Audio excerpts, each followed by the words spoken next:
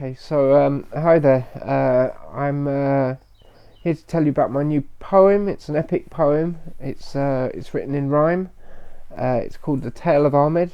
It's available online, and I just want to talk a little bit about it. The book is about a kid called Ahmed, who's somewhat of a chess prodigy. He decides there is no future in Afghanistan, and he goes on a long, perilous journey to seek refuge in England. All his time, energy and effort are devoted to get to England. It's the one thing that keeps him going. And he gets in trains back to lorries, and he fails. He experiences jail and deportation and all the other perils of being on the move as a migrant. So I wrote this book for two reasons. One is to give the reader a cracking good read, I hope, and the other is because I wanted to make a difference. I felt that what you see on your TV screens, disembodied scenes of sort of migrants on boats, is just a fragment of reality, and that these migrants have a story to tell, and my aim was to tell it. Why? I'm not a refugee. I've never been to Afghanistan. It's close to my heart because maybe because I live in Canterbury, where Dover, sort of 15 miles away, is the last hurdle for people trying to recognise their dream of going west. The majority are Afghan. I wanted to get into the mindset of these people, and it's sort of a quest, going from country to country, facing intolerance and persecution, fleeing war and famine. It's an epic poem, but also it's an epic journey. It's about the survivors, and I want people of all walks of life and political sway to read it, understand that Ahmed's story is often overlooked. His journey from the Hindu Kush to Kent as a destination. In Ahmed's eyes, he sees England as a land of milk and honey. I don't see England like that. It's sort of the premise of the book. It's what keeps his legs moving. This is his dream. So it's almost likened to a pilgrimage.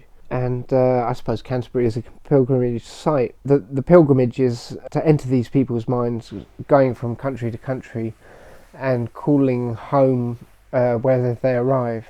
But in Ahmed's case, he faces smugglers, corrupt officials, and faces danger.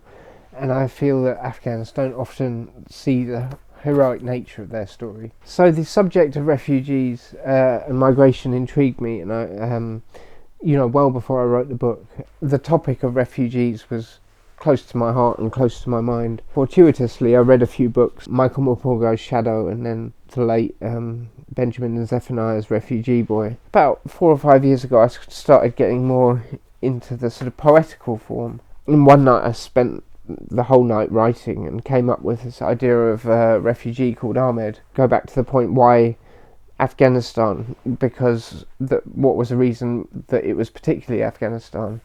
It was like all the arrows were pointing that way. My father went there in 2002 after 9/11, my father being a journalist, and he sort of came back with Afghan clothes and Afghan stories.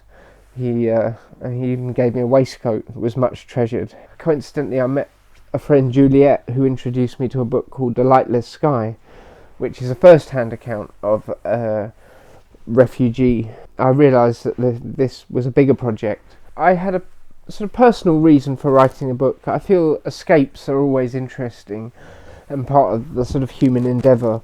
And I personally know this because I was in mental hospital for a long time, 8 years, with schizophrenia. I escaped a lot, and there was a feeling of exhilaration when I escaped. On the flip side of that, I knew what it was like to be incarcerated, to see those four walls contain you. Incarceration gives you a sort of perspective on the word freedom, because you don't quite realise that you're free until you've had your freedom taken away from you. Almost stamina just to get through the days. And when I ran away, I felt a surge of adrenaline. The other thing I noticed was that when I was on the run, the people who'd help me were the homeless, and I felt that there was a sort of solidarity of people who live below the radar. solidarity of the oppressed when people are cold and hungry. So the purpose in writing the book was to correct misperceptions of the refugee crisis and how people see it as a invasion of criminals. You know, being a refugee is more dangerous and expensive than it ever was before. The Tale of Ahmed is meant to resemble the lives of millions of people. The common desire of a refugee is to live in safety. People pay £500 for a surfboard to cross the channel, and they wouldn't do this unless they were desperate. In 2015, people were perhaps sort of more sympathetic. Aylan Kurdi's body was washed up on a Turkish beach. There was an outcry, a public outcry, that Europe, particularly England, have become much more hostile to refugees. And I want people of all walks of life and political persuasion to sort of read Tale of Ahmed and see the background story, how people like Ahmed have gone halfway around the world. The resilience gone into surviving, and some don't survive, you know, the ordeal.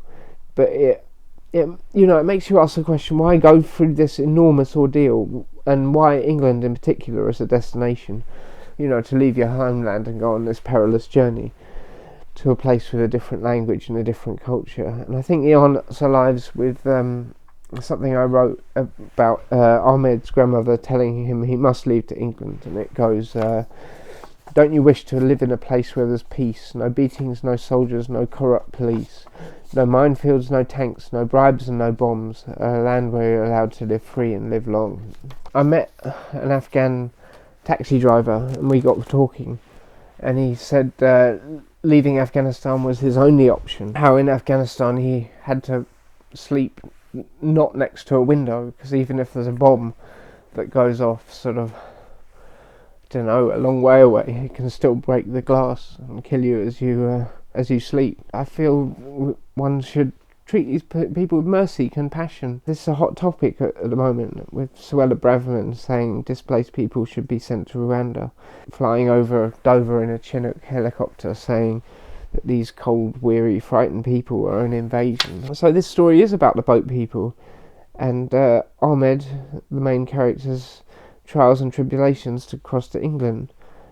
So in a way, this book was meant to set the record straight.